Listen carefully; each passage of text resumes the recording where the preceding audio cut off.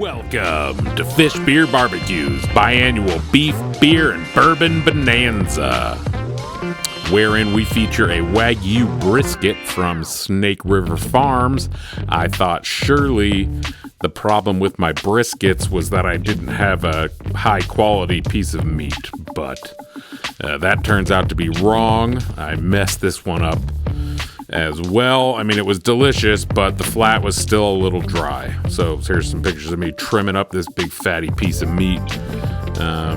Really nice. Although honestly, the marbling wasn't as crazy good as I expected, but I'm no expert. Cooked it in the Meadow the official smoker of Fish Beer Barbecue. TS70P smoker with 100% black cherry. There's a picture of it going in there. We'll get back to that later. Also made some short ribs, and the marbling on these short ribs is just always so freaking epic.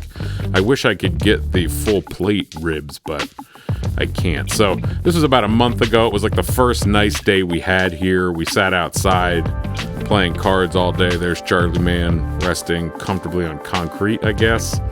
Another zoom in on him because he's a good boy. But we made some, like I said, smoked the short ribs with some avocado and lime and some chips. It was really good. Oh yeah, also smoked some sausage. That was really good. Smoked some biscuits. That was kind of weird.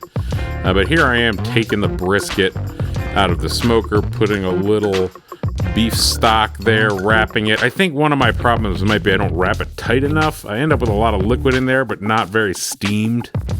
Here's Chris just going to town, drinking a Molson Canadian. Here we are slicing it up. It's hot. Burned myself. I mean, this got some good flop. It's one of the better briskets I've ever made, but it just wasn't, world-class caliber that I was hoping for. Or even, approaching that. I don't think I can achieve world class. But anyway, the point was nice and juicy. It tasted great.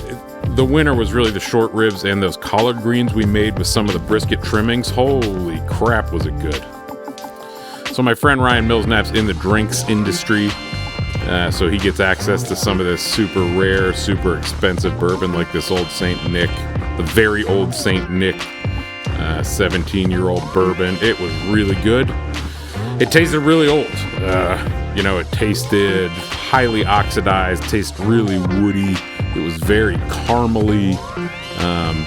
It was really good. I liked it a lot. I was glad I got to try it. I never would pay $500 or $800 for a little $375 or whatever that cost, but it was really good. We also enjoyed a old Thomas Hardy ale, which was good.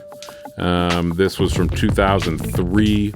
I'm a big barley wine guy. I've been sitting on a bunch of these bottles for a long time, so I figured if we're trying an old bourbon, let's try an old beer too. Also tastes really old, right? It's 18 years old. Very highly oxidized, papery, caramely, sherry notes, that sort of thing, but really holding up well. I wish I had a few more from this year because I'd like to try them every couple years because I think they'd hold up really well. Applewood, the official subdivision of Fish Beer Barbecue.